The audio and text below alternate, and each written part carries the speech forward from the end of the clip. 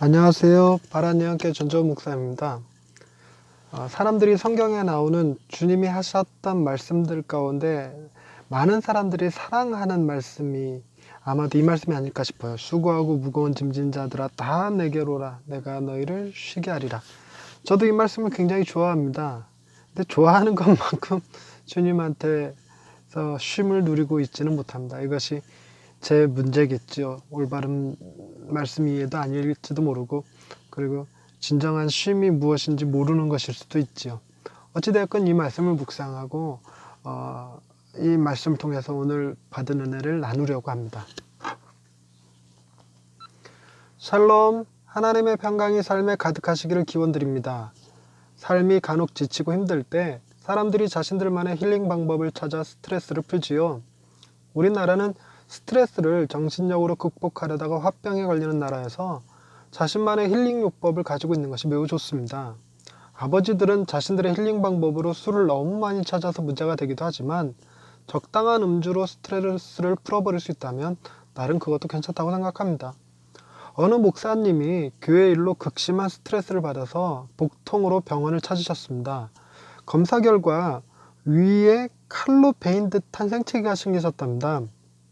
의사의 말로는 너무 큰 스트레스를 받으면 이럴 수 있다고 하네요. 그래서 의사가 스트레스 관리에 좀 더 신경을 쓰라고 조언하셨다고 그래요. 그러면서 조심스럽게 말씀하시기를 종교를 좀 가져보시는 것이 어떠냐고 하셨다고 그래요. 어느 권사님은 자녀 문제로 한숨을 쉬고 계시니까 앞집에 사시는 아주머니가 나는 믿음이 없어서 어쩔 수 없지만 지기는 하나님 믿는 사람 아닌가, 하나님께 기도해보지 그랴 하더랍니다. 실제로 우리가 부르는 찬양 중에 기도할 수 있는데 왜 걱정하십니까 하는 찬양이 있지요. 기도하면서 왜 걱정하고 왜 염려하냐는 내용을 담고 있습니다. 하지만 우리가 그 찬양을 한껏 부르고 기도를 힘차게 해봐도 쉬 염려나 걱정이 사라지지 않는 것이 문제죠. 주님은 마태복음 11장 28절부터 30절 말씀에서 수고하고 무거운 짐진 자들을 부르고 계십니다. 수고하고 무거운 짐진 자들아 다 내게로 오라. 내가 너희를 쉬게 하리라. 나는 마음이 온유하고 겸손하니 나의 멍에를 메고 내게 배우라. 그리하면 너희 마음이 쉼을 얻으리니 이는 내 멍에는 쉽고 내 짐은 가벼움이라 하시니라. 아멘. 우리는 주님의 말씀대로 주님에게 가면 쉼을 얻게 될 거라 생각합니다. 하지만 막상 교회를 다니고 예배를 드리고 기도를 해봐도 쉼을 얻었다는 느낌을 갖기는 좀 어렵습니다. 우리가 말씀의 의미를 오해하고 있는 것이거나 아니면 주님이 말씀하시는 쉼과 우리가 생각하는 쉼이 다른 것일 수도 있습니다. 때로는 주님의 멍에에 대한 이해가 부족한 탓일 수도 있지요. 이 말씀을 우리는 세상의 염려를 내려놓고 주님의 멍에를 메고 주님으로부터 온유와 겸손을 배워야 한다고 생각합니다. 그럴 때 진정한 쉼을 얻게 될 것이라고 말하죠. 어쩌면 그것이 맞는 말일 수도 있습니다. 진정한 쉼을 얻기 위해서는 주님의 멍에를 메고 주님에게 배워야 할 필요가 있지요. 하지만 때로는 이것이 쉼을 얻기 위해 왔다가 오히려 짐만 하나 더 떠안고 가는 듯한 느낌을 줄 때도 있습니다. 너무 힘들어서 왔는데 회개하지 않아서 그렇다느니, 제자 훈련을 해야 한다느니, 하루에 성경을 꾸준히 읽어야 한다느니, 바쁠수록 더 많이 기도해야 된다느니 하는 말로 사람 지치게 만들죠. 주님이 주시고자 하는 쉼이 정확히 무엇인지 알 수는 없지만 분명한 것은 주님은 훌륭하고 멋진 사람들만을 부르고 계신 것이 아니라는 것입니다. 주님이 부르시는 사람들은 바로 수고하고 무거운 짐진 자들이라는 것이지요. 이것이 제게는 가장 중요합니다.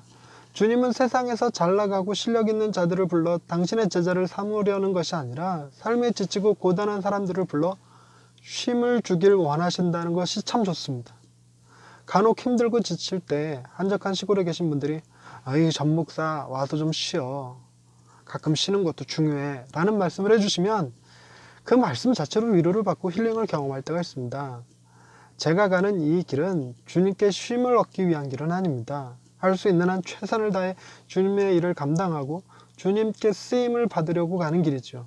비록 주님의 은혜를 덧입어 이 길에 부르심을 받고 기쁨으로 감사함으로 가고는 있지만 그럼에도 불구하고 때로는 이 짐을 내려놓고 싶고 십자가를 외면하고 싶고 멍에를 잠시 벗어버리고 싶을 때가 있기는 합니다. 그것이 게으름이고 그것이 나태함 아닐까 싶을 때 주님의 이 말씀은 참으로 행복하고 감사하죠. 수고하고 무거운 짐진 자들아 다 내게로 오라. 내가 너희를 쉬게 하리라. 주님은 우리가 당신 안에서 참된 안식을 얻기를 원하고 계십니다. 할렐루야. 우리의 영원한 안식이 되어주시는 하나님 아버지, 우리가 살아가는 삶이 고됨을 아시고 우리에게 쉼을 주시니 감사합니다. 세상 일에 지쳐 마음이 무너지고 어깨가 무거워 주저앉아 있을 때 주님께 기도하기보다 세상의 또 다른 안식처를 찾아 헤매던 저희들을 용서하여 주옵소서.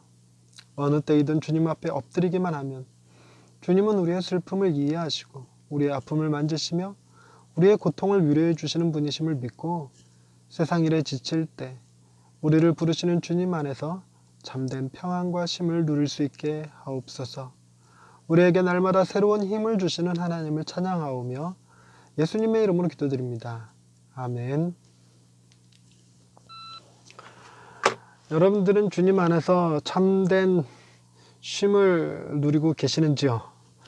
그 쉼이 어떤 쉼인지 잘 모를 때가 있죠. 이게 쉼 맞나 싶을 때도 있고, 이 쉼을 제대로 누리지 못하는 것도 죄다라는 말씀을 누가 하시더라고요. 개척교회를 하다 보면요, 안식년 가질 수 없습니다. 안식월 꿈도 못 꾸죠. 어쩌다 한번 한 주 빠지게 되면 그게 괜히 큰 부담이나 죄책감 같이 느껴질 때도 있어요. 좀처럼 잘 쉬지를 못하는데 뭐 해놓은 게 있다고 쉬냐 뭐 이런 느낌도 있고. 그러나 주님은요, 우리를 불러서 고단하게 하시려는 게 주님의 뜻이 아니잖아요. 우리의 욕심이 우리를 힘들게 하는 것일 수도 있습니다. 어찌되었건 오늘 하루는 주님 안에서 좀 쉬셨으면 좋겠네요. 주님이 여러분에게 참된 안식을 주기를 원합니다. 감사합니다.